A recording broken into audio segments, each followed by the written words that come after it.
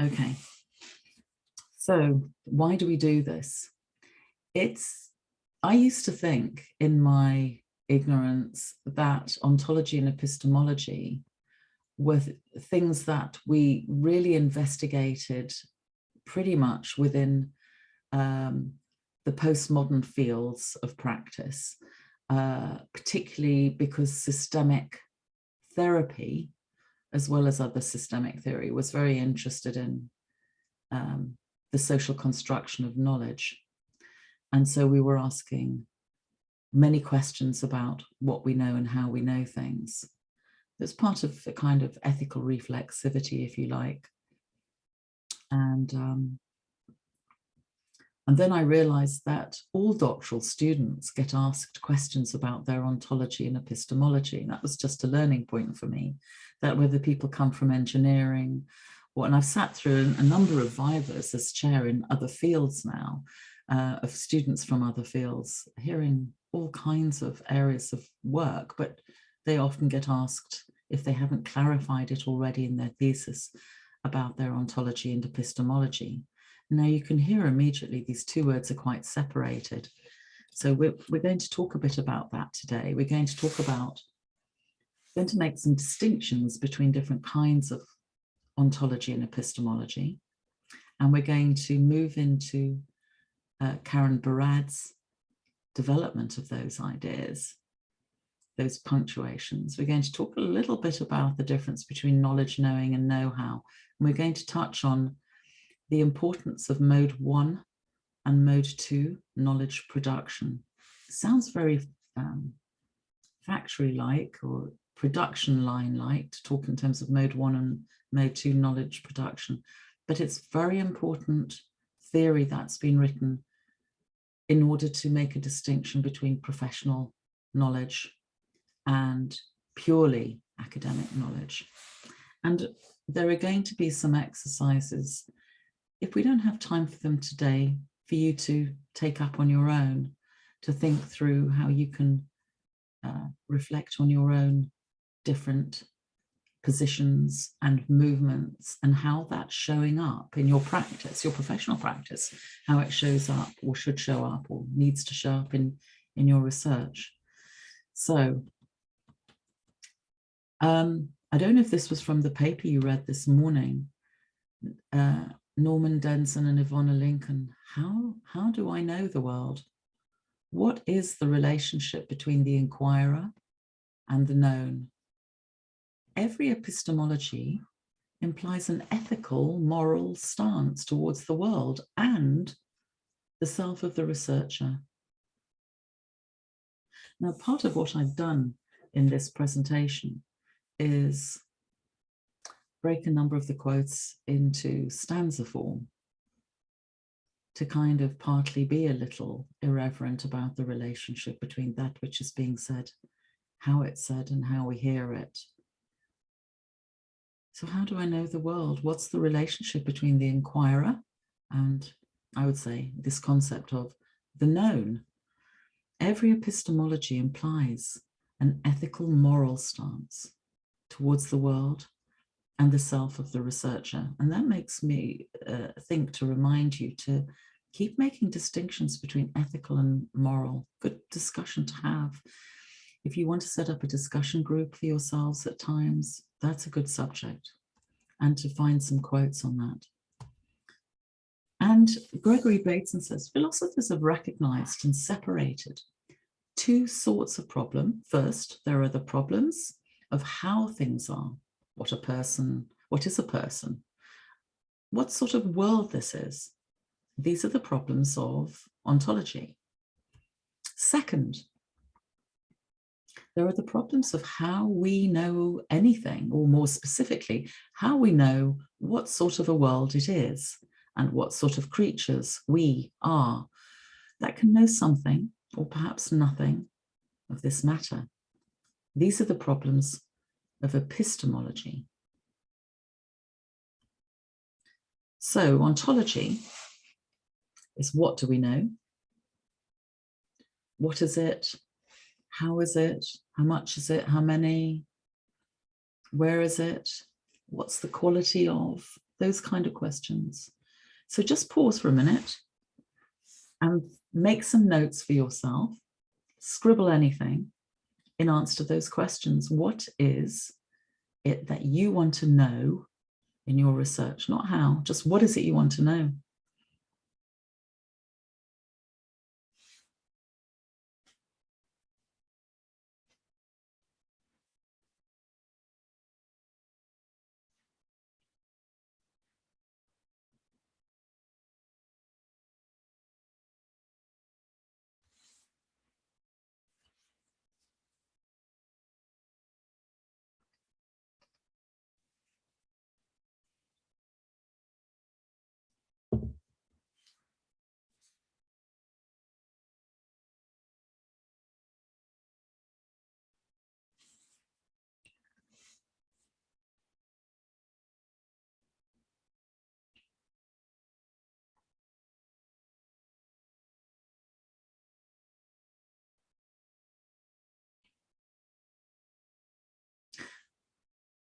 And as you feel this passion rising, rewrite it in stanza form, starting, I want to know. Just see what comes out.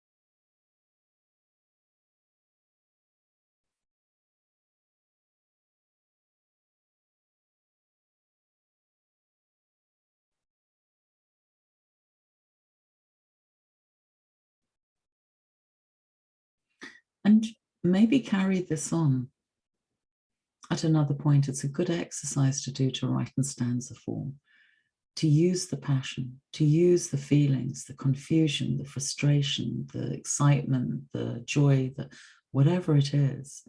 I want to know, I want to, and run with it. See what comes out. And first order epistemology, which some people just refer to as epistemology, relies on certain kinds of modernist premises in which the researcher sets themselves apart from that which they're studying or observing.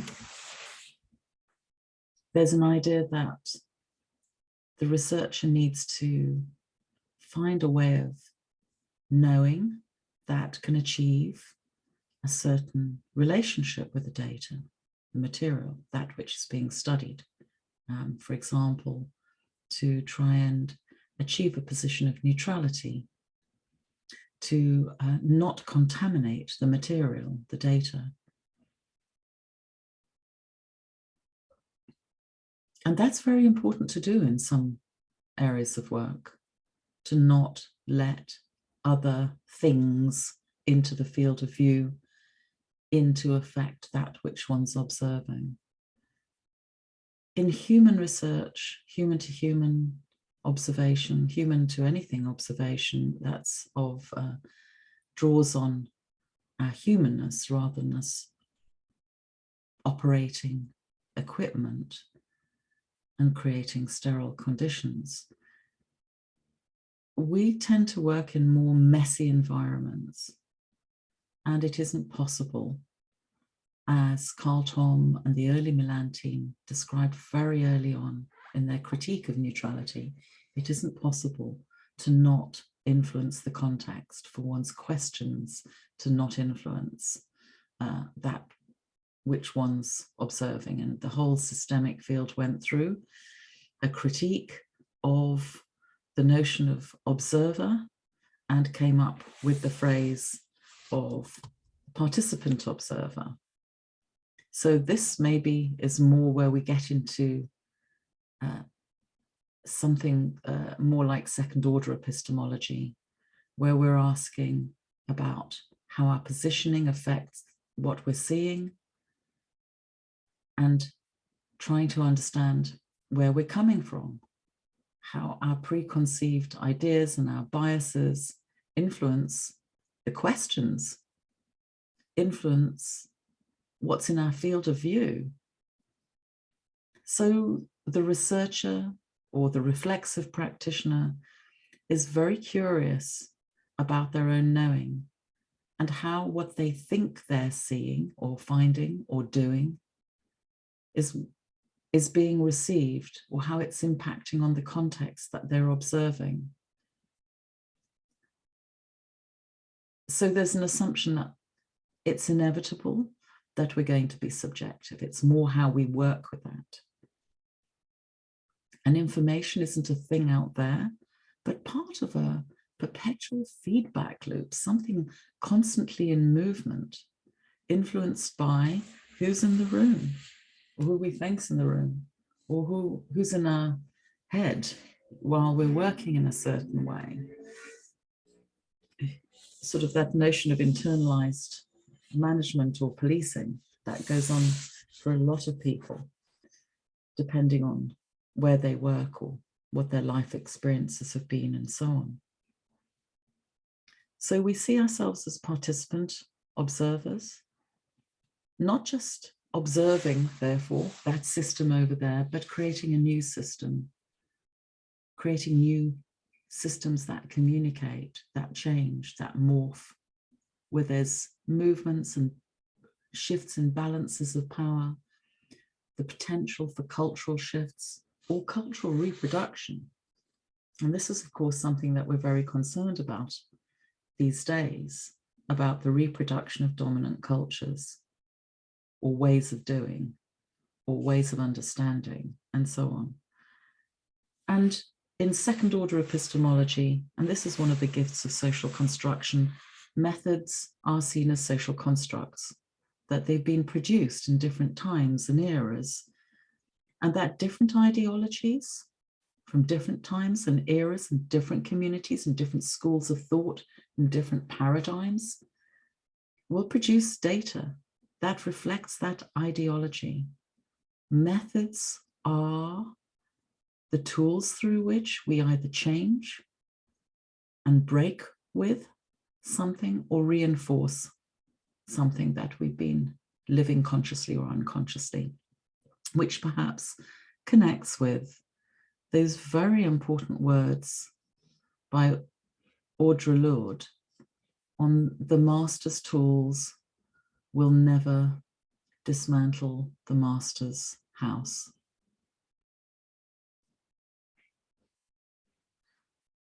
So depends what's in focus, depends what the agenda is and whose agenda, because sometimes the practitioner or the researcher's agenda is not the same as those being observed and is not the same as those commissioning the research or the practice.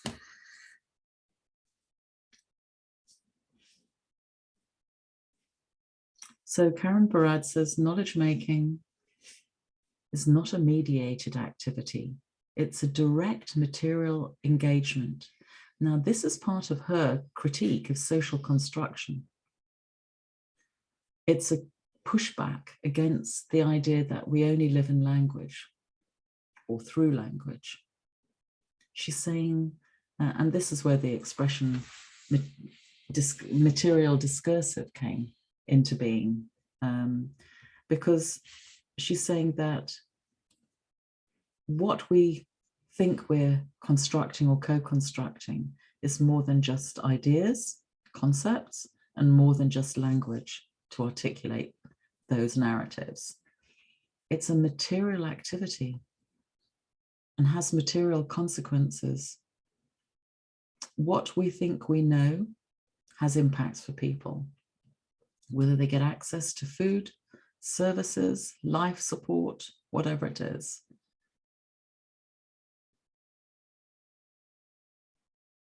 So I think she's talking very much there about impact. And maybe that connects a bit with some of the thinking that you've been doing about the impact of your research as well, that there's intentional impact and unintended impact as well. So she coined the phrase onto-epistemology, in which doing and asking are, well, here it says intertwined activities, but you could say inseparable. It's very hard to kind of describe something that is both joined, but she's talking about the inseparability of ontology and epistemology. So that's her starting point, that knowing and doing are not separate.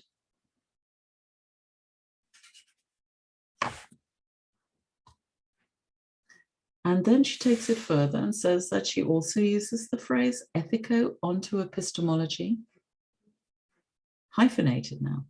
Interesting use of hyphens. Actually, I think I've seen it elsewhere with another hyphen, but this is how she writes it: to mark the inseparability of ontology, epistemology, and ethics. The analytic philosophical tradition takes these fields to be entirely separate, but this presupposition depends on specific ways of figuring the nature of being, knowing, and valuing.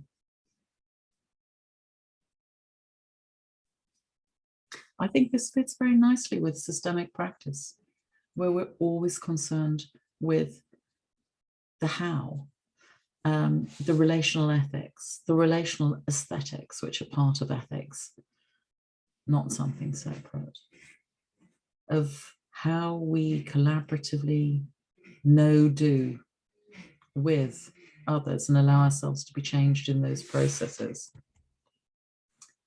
And I'm going to give you an example next of something, one of the things that we've done at the summer school, the Bedfordshire International Systemic Summer School, over the years, has often put on some performance.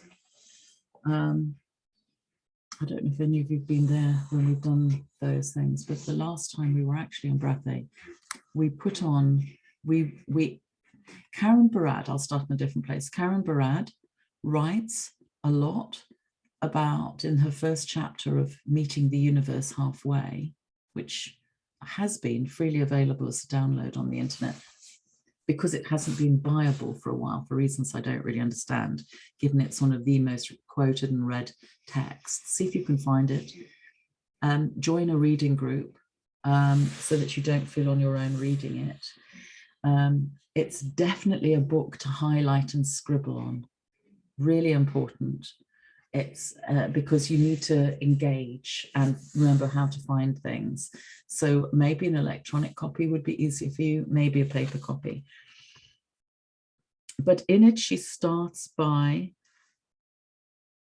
having a discussion about Michael Frayn, British playwright, Michael Frayn's play about the meeting between Werner Heisenberg and Niels Bohr in Copenhagen in 1991. They used to be student and teacher or colleague, supervisor. Niels Bohr was Heisenberg's supervisor or tutor. But then they both were working in different countries. And Michael Frayn, the British playwright, was very curious about the mystery surrounding their meeting in 1941 during the Second World War, when Heisenberg went to Copenhagen in Denmark. Did I say Denmark? Anyway, to meet Niels Bohr and to talk about something. And the suspicion was maybe it was to talk about a collaboration, that Niels Bohr would come and help Heisenberg in his mission to develop military technology using quantum physics, that was their field, to support the Nazi cause. agenda, whatever. And in this play, Michael Frayn has 3 versions of the conversation they may have had, including the wife of Niels Bohr, Margaretha Bohr.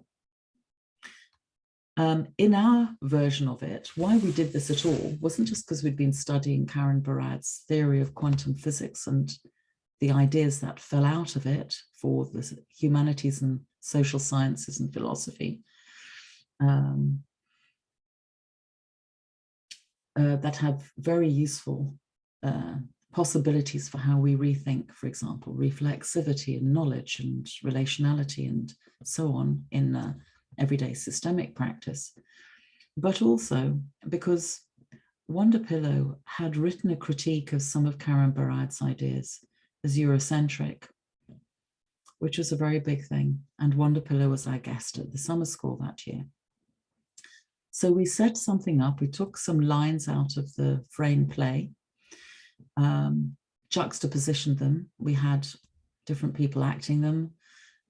So Leah Salter was actually Karen Barad at times, using quotes that Wonderpillow had found problematic in Barad's text. So we had Leah as Karen Barad.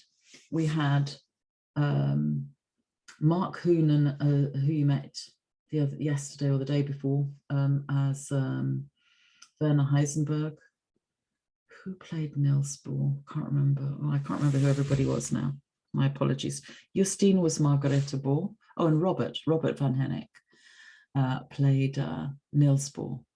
It was a very passionate set of conversations.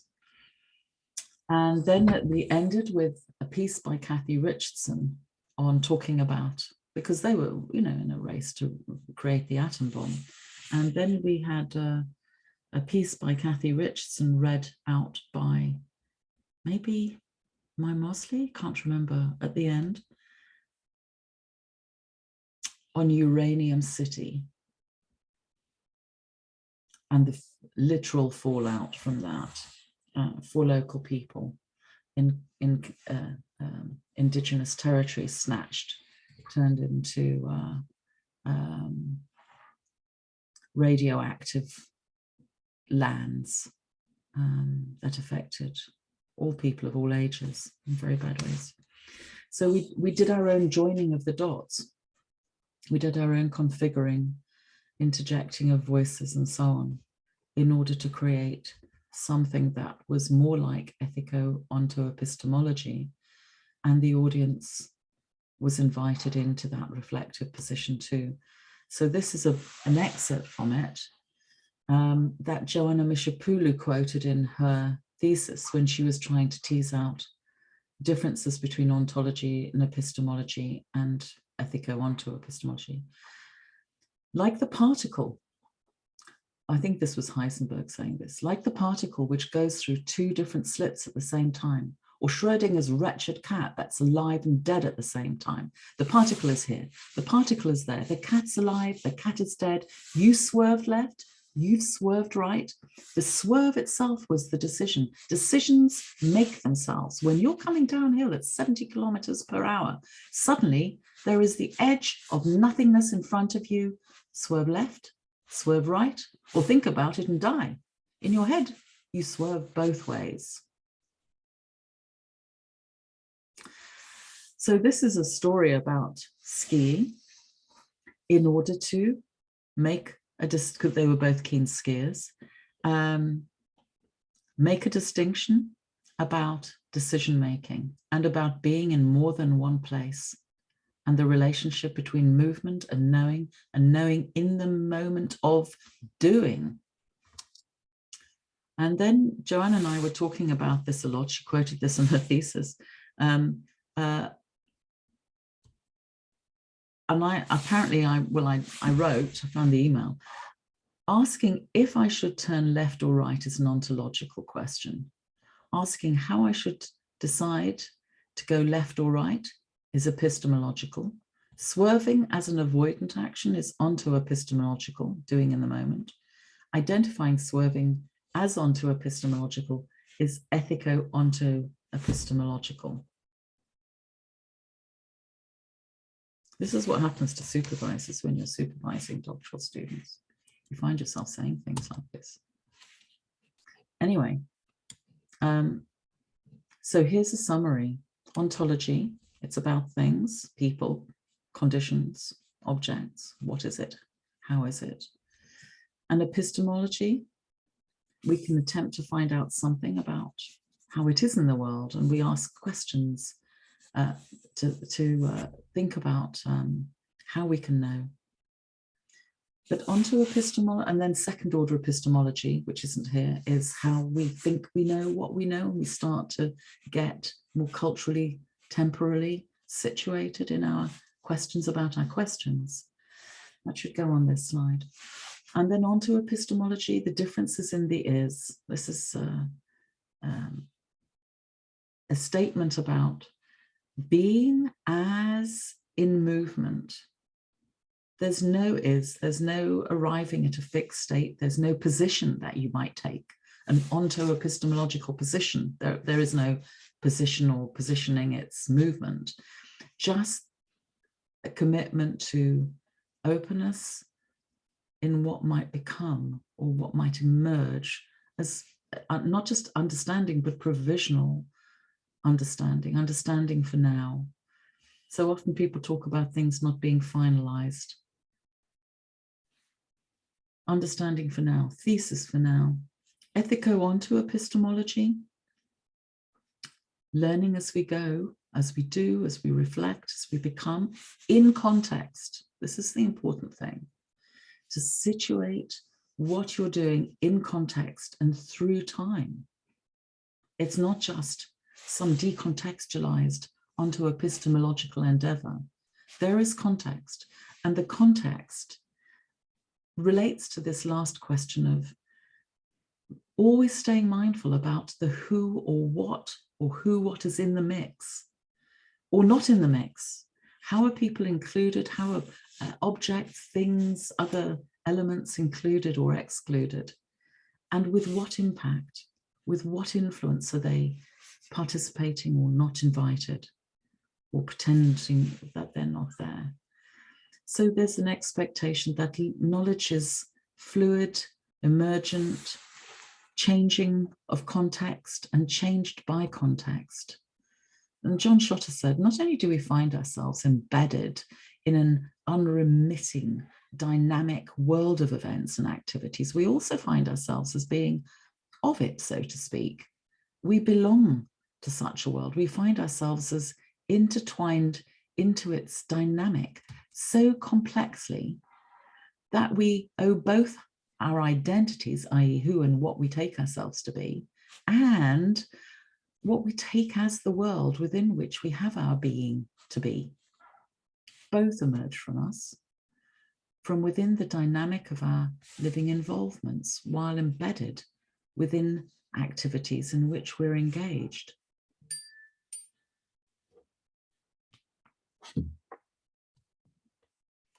Karen Barad says, if diffraction, well, maybe we won't talk much about diffraction today. That's a whole nother series of conversations. Please join a reading seminar. If diffraction remains committed to make a difference, on ethico-onto-epistemologically, it will matter at every moment which knowledges get produced, which thinking populates the world, and which cuts are made. She's talking about agential cuts there. Please join a reading seminar and read about agential cuts. It's very supportive to read Barad with other people.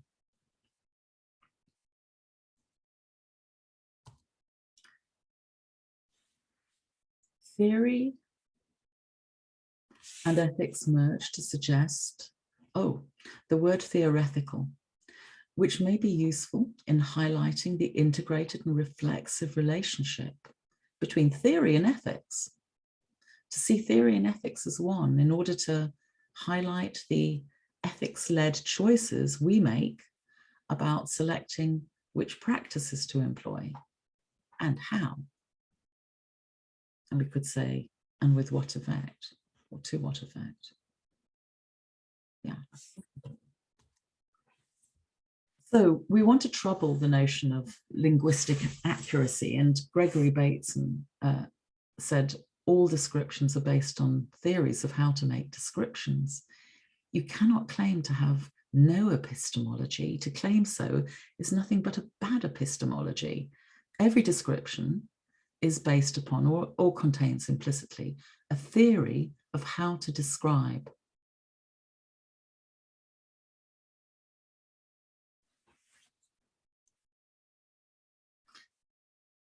I'm going to skip this. Some of you might have heard me talk through this before, but this is an amalgamation of Roseanne Leppington's 1991 diagram, in which she posits methodological assumptions, theoretical propositions, method and data in this same reflexive loop. And then John Burnham puts in his AMT, approach, method, technique, he includes techniques. He doesn't include data.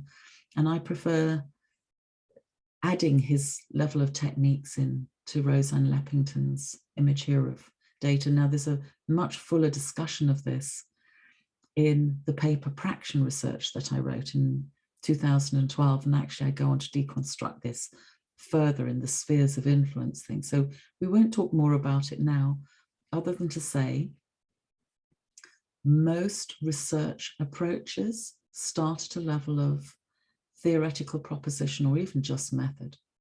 We have a problem. What shall we do about it? Something very ontological. What shall we do about it to find out about it and stop it from spreading?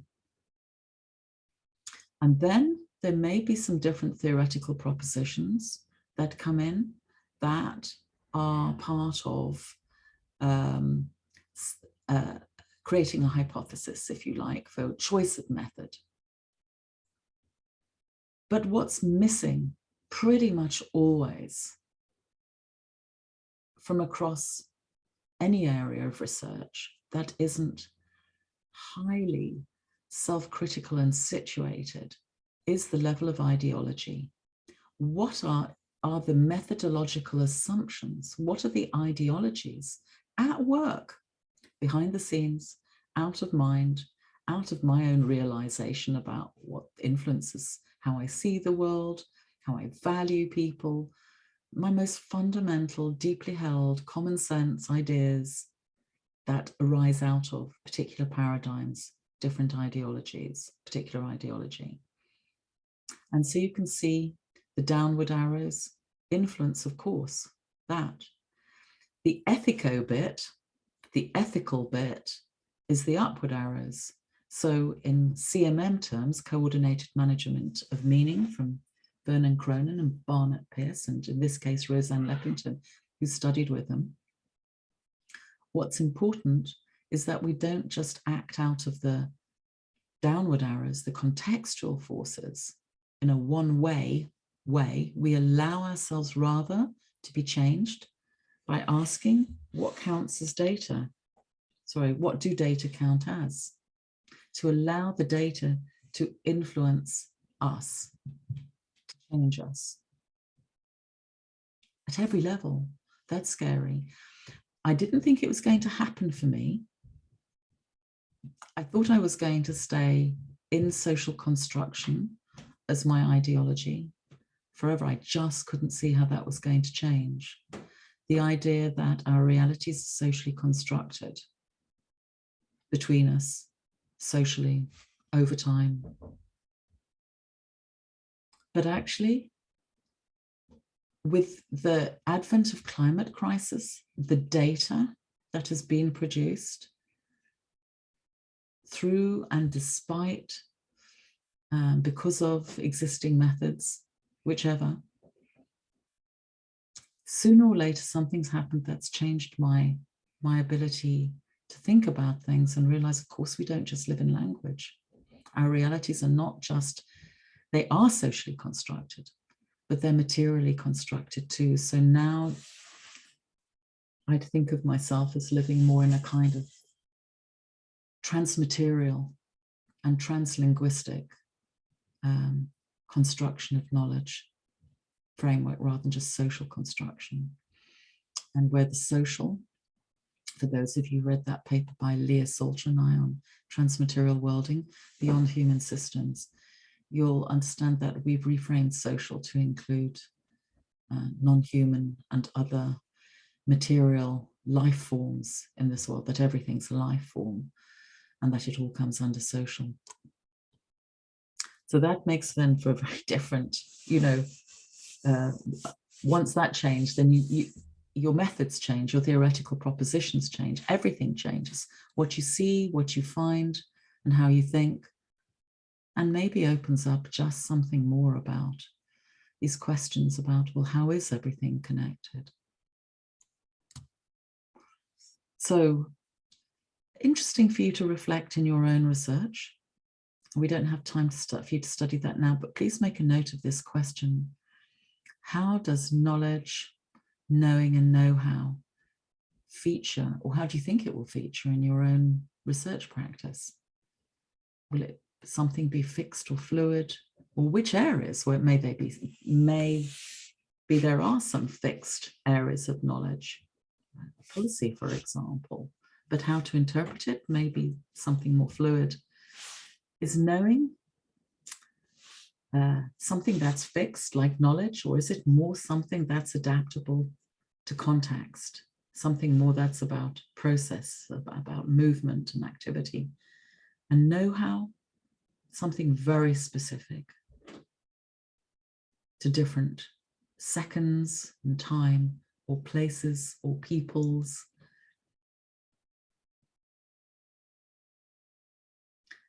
And interestingly, if you were to diagramize this, and I haven't thought about this before, but I'm looking back to that first point, different ideologies produce different stories about what counts as knowledge and how it comes about. But I wonder what the different ideologies might be and the cultures that might be in play that may not be the same. It might not be that there's one that's influencing your relationship with knowledge, knowing and know-how. I remember in my master's research, I was surprised to find that it was possible to understand social construction as the ideological, as at a level of methodological assumption, but to use lots of propositions from constructivism and cybernetics, which didn't really fit terribly well in everyday talk within systemic therapy, but fitted really well in the context of working with children who had high-functioning autism and their families. And I was surprised by that.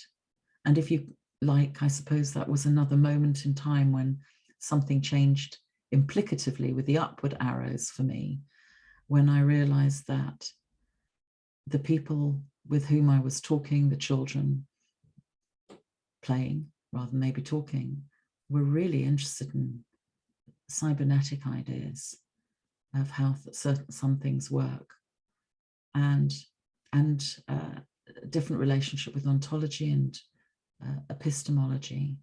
And that changed me in terms of how I then could operate as a practitioner, and my understanding less of the ideas of constructivism moving into social constructionism as temporarily situated, and more as potentially nesting of each other, contextualizing of each other, and useful to each other. And people. That was interesting. So here's another exercise for you to do. This will be in the slides that I'm going to upload. But to use this diagram to map out your own research, to fill it in with sentences. What are your theoretical propositions? Maybe you don't work downwards, maybe you do, maybe you work from the middle out. I don't know how it would work. But to identify each of those levels of context and to draw out your own version of relations, movements between them. Where is there reflexivity? Where is there not reflexivity? That's interesting. And to notice your noticing, so to go into a sort of second order epistemology How am I noticing? What's that influenced by? Which paradigms might be in play? And to look for coherence and incoherence. Don't worry if you find incoherence. That's interesting. A bit like with my confusion about finding constructivism within a social constructionist framework. It's a bit like, you know, sometimes I think the theories in a lot of fields have a simple way of understanding them is that they develop over time in some kind of straightforward chronology in a linear way. But actually, they contextualize each other. We can look forwards and back, and John Burnham played a lot with that when he saw that people were trying to apply AMT, approach method technique, levels of context in a sort of ordered and fixed way. And then he invited people to think of TAM and MAT and ATM and so on. So Reason and Godwin, who've written, as you know, a lot about action research, say the human process of becoming and that of the other, whatever this may be, to which the human is attending. In this encounter, wherein the phenomenon is generated, feelings and intuitions are not arbitrary and idiosyncratic accompaniments, but direct indicators of the nature of mutual process that occurs in the encounter. By paying attention to these, we gain insight into the emergent reality in which we participate. So they're making a case to not sideline your experiences, noticings, responses, embodied responses as the researcher, as a practitioner. And of course, in the field, in practice, of course you take into account, you notice and study, what does that flicker of fear mean that I'm experiencing right now? What is this sense of irritation? What's going on here? Why am I feeling that? When did it start in the conversation? When did that first start to come on, where I started to feel bored or whatever it is? We pay attention to these things. Please don't forget all of your practitioner knowing, your reflexivity, that is already a form of inquiry. It's a form of research. You just live it every day. You don't even realize that it is a form of research. You take it for granted. Please honor that and value it. It's something, ways of knowing, reflexive ways of knowing, that a lot of psychotherapists bring to the field. Not all, depends on the method, but where we are living with studying our own responses and noticing of others and responses to those noticings of what we think might be going on for other people. That is the bread and butter of our work. We are already experts in studying, noticing, making sense of, creating knowledge out of, taking knowledge from one context into another, trying it out across contexts. Taking knowledge from theory into practice, from practice into theory, from practice into practice, and into our writing and talking about our work. We are already researchers. We are already studying mutual process that occurs in the encounter. And we know that they're never arbitrary or idiosyncratic accompaniments. Very important to big yourself up, especially when you're feeling in year 1 or year 2 or something and called a student. It's easy to forget one's seniority, maturity, complexity of life experience, huge range of professional experience.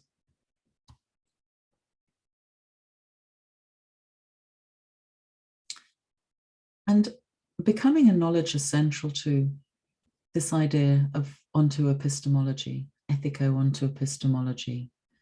And of course, that's been in our field for a long time.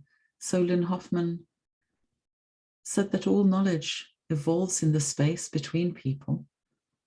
and in the realm of common world or common dance.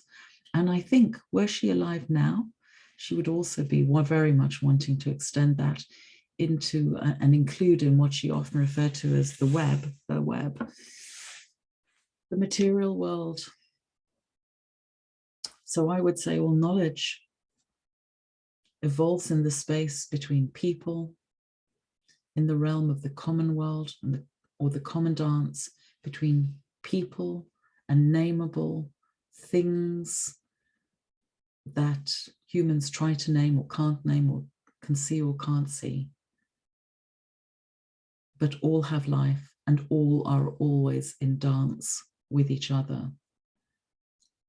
But humans tend to only notice dance when they think they're initiating it, or they see their own feet moving.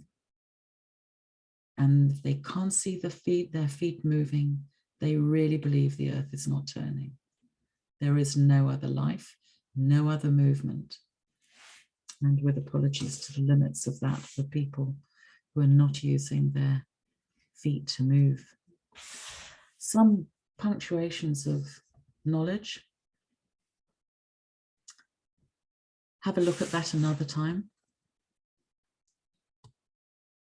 The Mode 1 and Mode 2 knowledge production was written by several people, in particular Nowotny, Scott and Gibbons, and do read other papers by Helga Nowotny. She's written a number of very interesting things since this, but there's a Professional Doctorate conference. It's an international conference, and they developed an important way of distinguishing between what knowledge counts as in an academic context, where, for example, there's a notion that you're always trying to acquire knowledge as opposed to create knowledge, from within a paradigm of scientific discovery, which I think we could also say now probably overlaps very closely with colonial discovery or stories of colonial discovery, which also includes colonial appropriation, peoples, places, land, and so on.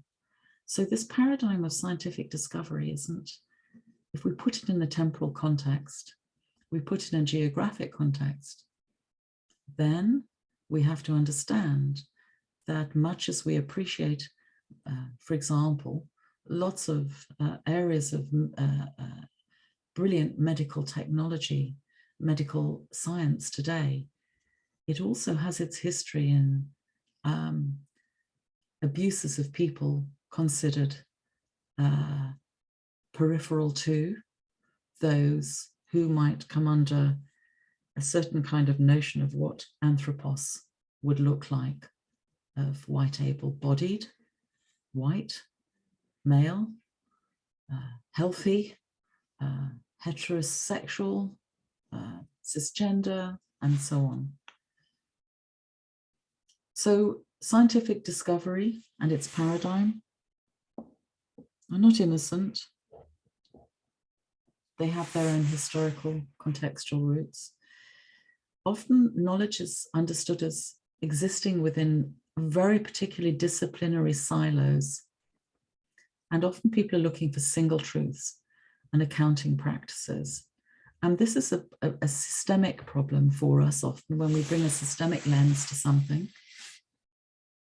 So for example, if some of you were struggling with trying to get one department in, say, finance to talk to another department in technology who might need to talk to another department in HR, for example, and they weren't able to talk to each other because their thinking was, we look after our bit, we do our bits, but there's nobody looking out for how they're all connected, then they're going to keep producing universal and single truths and ways of storying them, accounting practices.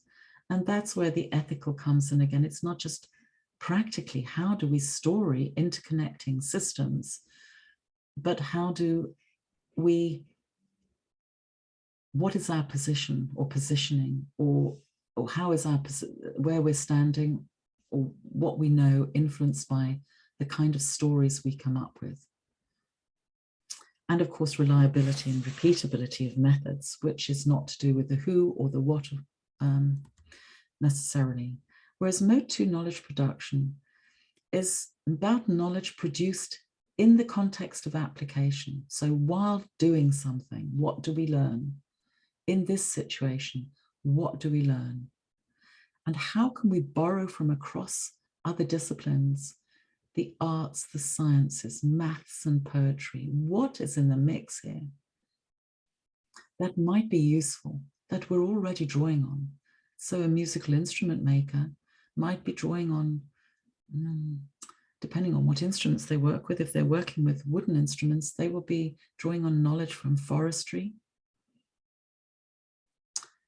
from climate change, from music, obviously, from joinery, from many disciplines. And what we do in the systemic field is drawing on many disciplines: philosophy, the arts, psychology, psychotherapies. Well, you'll have your own kind of, obviously sociology, politics, a lot from politics in the systemic field, and lots of different kinds of philosophy as well.